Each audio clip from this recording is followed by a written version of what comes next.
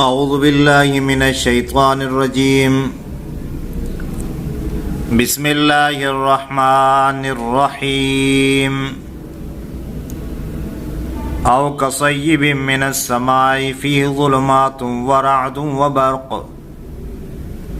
او کصیب من السماء، یا ان کی مثال یعنی منافقین کی مثال بارش کی سی ہے، من السماء جو اوپر سے ہو، فیہ ظلمات اس بارش میں اندھیرے ہوں،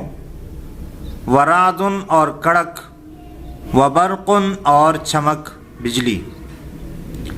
یجعلون اصابعہم تو یہ رکھتے ہیں اپنی انگلیوں کو، فی آذانہم اپنے کانوں میں،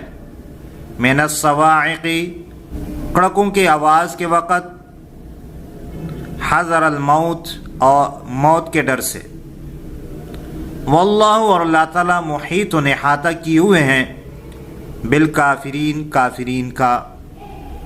یکاد البرق قریب ہے کہ یہ بجلی، یخطف اچک لے جائے گی ابصارہم ان کی بینائی، کلما اضاء لہم جب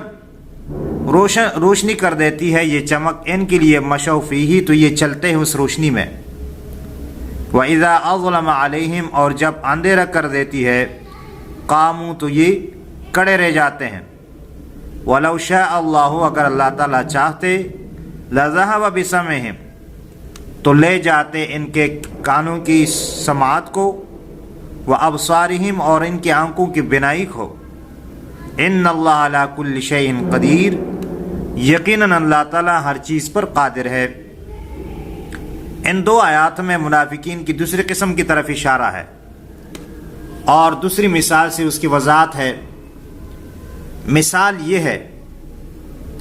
کہ جس طرح بارش ہو اور بارش کے اندر تین چیزیں ہوا کرتی ہیں، ایک تو یہ ہے کہ بارش کے اندر اندھیرے ہوتے ہیں، دوسری چیز بارش کے اندر گرج کڑک کی آواز ہوتی ہے، اور تیسری چیز ہوتی ہے بجلی چمکتی ہے۔ یہ آپ نے مشاہدہ کیا ہوگا، تو یہ تین چیزیں ہیں۔ اسی طرح اسلام جو ہے، جنت اور نعمتوں ان کا ذکر اسلام میں یہ چمک ہے، اس کی تشبیہ دی گئی ہے چمک کے ساتھ، اور عذابات اور وعیدیں یہ جو ہے اس کی تشبیہ دی گئی ہے رعد کے ساتھ، یعنی گرج کڑک کی آواز کے ساتھ۔ کفر اور فسق جو ہے اس کی تشبیہ دی گئی ہے اندھیروں کے ساتھ۔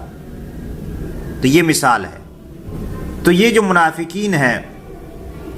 یہ وہ منافقین ہیں جو اسلام کے دلائل سمجھنے کے بعد، سننے کے بعد اسلام کی طرف مائل ہوئے تھے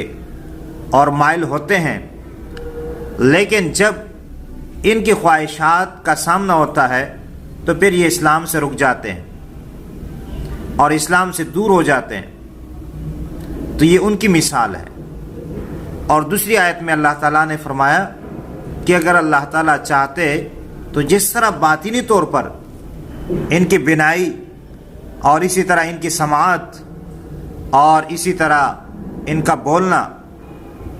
یہ اللہ تعالیٰ نے سلب کیا ہے، تو اگر اللہ تعالیٰ چاہے تو ان کی جو ظاہری یہ چیزیں ہیں یہ بھی لے سکتے ہیں، یعنی اللہ تعالیٰ